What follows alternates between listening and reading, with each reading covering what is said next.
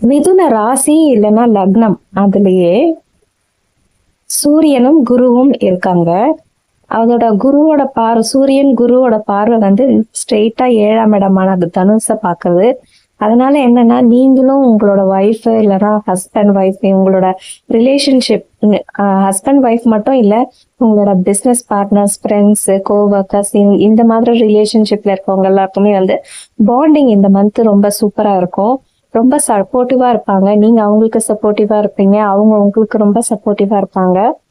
உங்களுடைய 2ஆம் இடம் வந்து கடகம். அது உங்களுடைய குடும்பஸ்தானம், தனம், வாக்குஸ்தானம். அதுல வந்து உங்களுடைய ராசிநாதன் புதன் அங்க இருக்காரு. இதனால என்னன்னா, உங்களுக்கு பினான்சியலா சப்போர்ட் உங்களுக்கு எல்லாமே கிடைக்கும். உங்களுக்கு நீங்க ஒர்க் பண்றீங்கன்னா உங்களுக்கு ப்ராஃபிட் நல்லா கிடைக்கும். உங்களோட பேச்சு திறமையினாலேயே உங்களுக்கு நிறைய லாபம் வர ஆரம்பிக்கும்.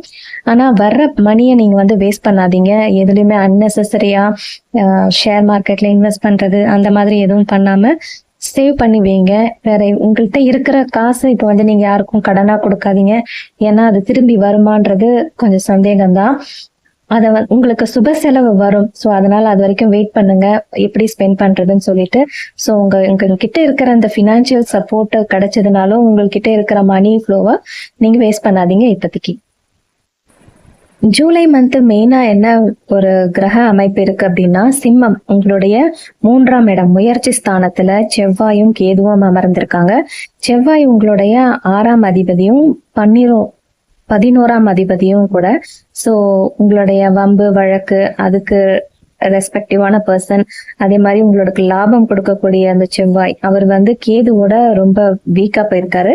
அதனால அதுவும் இல்லாம அங்கே இருந்து செவ்வாய் சிம்மத்துல இருந்து சனி உங்களுடைய 10ஆம் இடம் கர்மஸ்தானம் மீனத்துல சனி இருக்காரு, அதை டைரக்டா பாக்குறாரு. இதனால என்ன நடக்கும் அப்படின்னா, நீங்க ரொம்ப கோவமா இருப்பீங்க, ரொம்ப ஆத்திரப்படுவீங்க, சின்ன விஷயத்துக்கெல்லாம் டென்ஷன் ஆகுற மாதிரி உங்களுக்கு வரும்.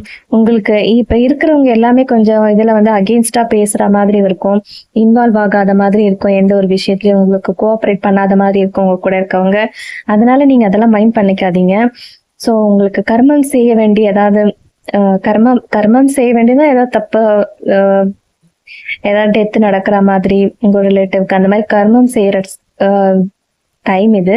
ஸோ அதனால பார்த்து கொஞ்சம் ஏதாவது மெடிக்கேஷன் ஏதாவது தேவைப்படுதுன்னா உங்களுடைய பெரியவங்களுக்கு